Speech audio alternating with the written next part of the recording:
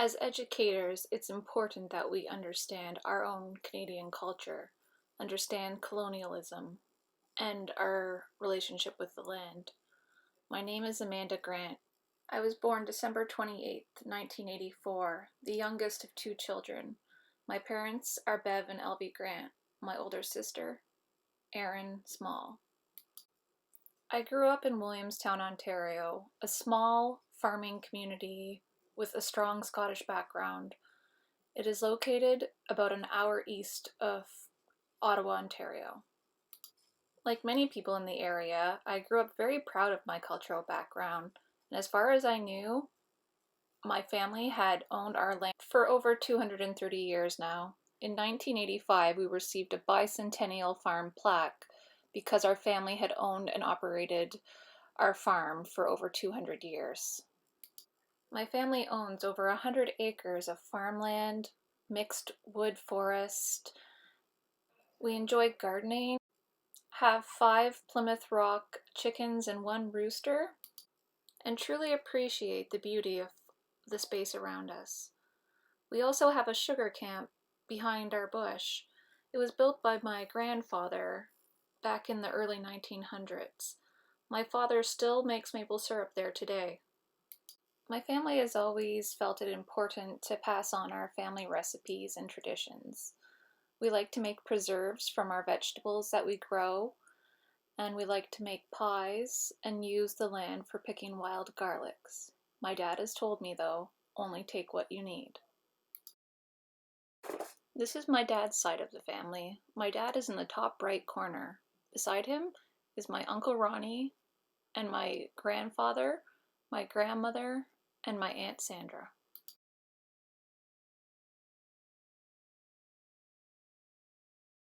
My dad's side of the family was excellent at keeping our family history. We have a family tree going back to Scotland when we first decided to move to America.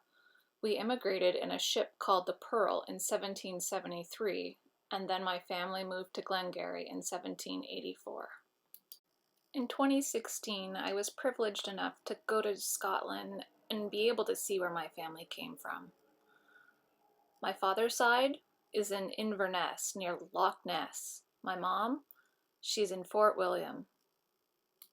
This trip allowed me to learn more about my own culture and background, and was a great learning experience to know where I came from and who I am. As a child, I never really fully understood the history of what went on in my community before my family arrived.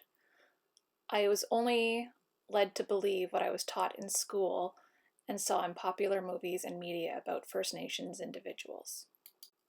I was not taught the truth about all the horrible things white man had done to First Nations individuals, how we took their land, how we scooped up their children in the 60s and put them in residential schools, missing and murdered Indigenous women. The list goes on.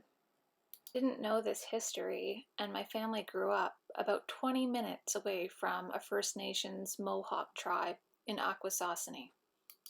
The land my family knows as home was part of the St. Reaches Purchase Treaty 57. It was purchased on June 1st, 1847 by representatives of the Crown and certain Mohawk people. It wasn't until July 2019 that I began to learn more about First Nations in my community.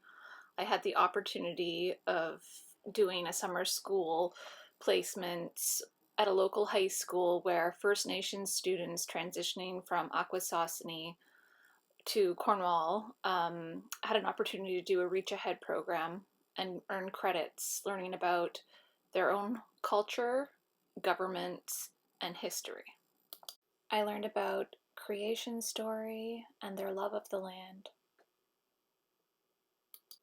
They taught me about their culture, their way of life, their government, the Indian Act, missing and murdered Indigenous women. It really piqued my interest in this area and I wanted to know more. Luckily, at Ottawa U in my first year of Teachers College, I felt like they opened my eyes to a lot of issues that has gone on in the past. I'm not anywhere near being done my journey of learning about the First Nations history, and I know it's my responsibility to learn more and teach my fellow students.